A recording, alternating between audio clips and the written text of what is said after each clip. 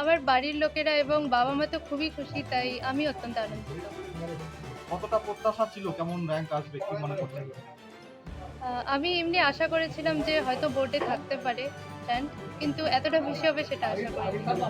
কতজন private tutor ছিল আপনাদের ক্যাম্পাসে? ৭ জন ছিল। ৭ জন ছিল। অবসরের সময় বা এই পড়াশোনার মাঝে কি করতে পছন্দ লাগে? ভালো লাগে? আমার তো গান ও আর্ট করতে খুবই ভালো লাগে।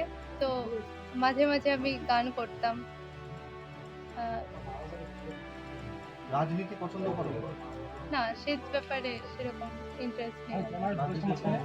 বলছি মা-বাবা দুজনেই শিক্ষক, শিক্ষিকা। তারা কি সহযোগিতা করেছেন? কতটা সহযোগিতা মা-বাবার কাছে পেয়েছেন? সবথেকে আ সবার আগে তো বলব যে তারা সবসময় আমাকে এনকারেজ করেছে। আর বাবা আমাকে এমনি কেমিস্ট্রি ব্যাপারটা অনেকটা হেল্প করেছে। কেমিস্ট্রির প্রতি আগ্রহ তো আমার বাবার জন্যই জেগেছে। আগামী দিনের লক্ষ্যমাত্রা কি হতে চাও? আমি তো মেডিকেলে ইচ্ছা, তাই আমি নিট পরীক্ষা দিয়েছি। এখন দেখা যাক যে ফলাফল কিরকম হয়।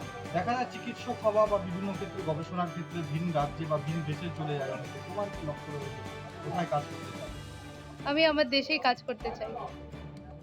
আ আর কি ভালো লাগে? মানে এই ইসে পড়াশোনার বাদে যদি বলি খেলাধুলার জগতে খেলাধুলা পছন্দ করো? হ্যাঁ, আ এমনি টিভিতে এমনি খেলাধুলা দেখতে ভালো লাগে। সেরকম তো আর সময় পাইনি খেলাধুলা করার। তো ওই ক্রিকেট দেখতাম। তার মধ্যে আ চেসও দেখতাম। আমার চেসও দেখতে ভালো লাগে। ক্রিকেটে প্রিয় খেলোয়াড়ের নাম? এমএস ধোনি। এমএস ধোনির খেলা এখনো দেখো? এই সুযোগ পেতে এই প্রস্তুতির মাঝে দেখা আ মাঝে, মাঝে দেখতাম। প্রত্যেকদিন তো আর দেখা হতো না যে আইপিএল খেলা হতো। টিভি বা সোশ্যাল মিডিয়া এটাতে কতটা অ্যাক্টিভ, কতটা পছন্দ করো বা কি মনে করো আগামী দিনে যারা পরীক্ষা দেবে তাদের জন্য কি বার্তা দেবে? আমার মনে হয় যে কেবলমাত্র প্রয়োজনের জন্যই ব্যবহার করা উচিত। আ অথ অথবা এটাকে পুরোপুরি বর্জন করাই আমার শ্রেয় বলে মনে হয়। আমি এটার থেকে যতটা দূরে সম্ভব থাকার চেষ্টা করতাম।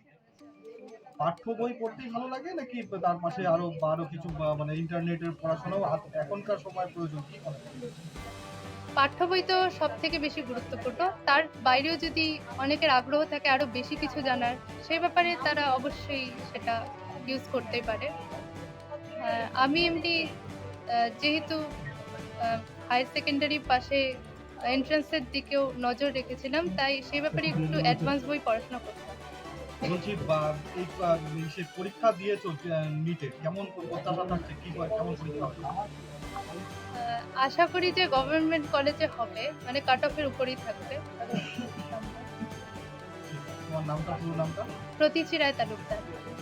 মাধ্যমিকে মাত্র ২ নম্বরে মেধা তালিকায় আসতে পারো না। সেই আক্ষেপটা কিছুটা ছিল কি? মানে সেখান থেকেই কি এত ভালো প্রত্যাশা বা ফরের প্রস্তুতি? আমি তো নিজের বেস্টই দিয়েছিলাম। আমি সব পরীক্ষায় নিজের বেস্টই দেওয়ার চেষ্টা করি। এখন কেবলমাত্র হার্ড ওয়ার্কের উপরেও আ শুধু বোর্ডে র‍্যাংক ডিপেন্ড করে না আমার মনে হয়। আমার মনে হয় ভাগ্য এর জন্য অনেকটা দায়ী। হয়তো আমার ভাগ্যটা ততটা আমাকে ফেভার করেনি মাধ্যমিকের সময়। তাই কিন্তু আমার একটাই আক্ষেপ ছিল যে অঙ্কতে আমি ১০০ তে ৯৯ পেয়েছিলাম।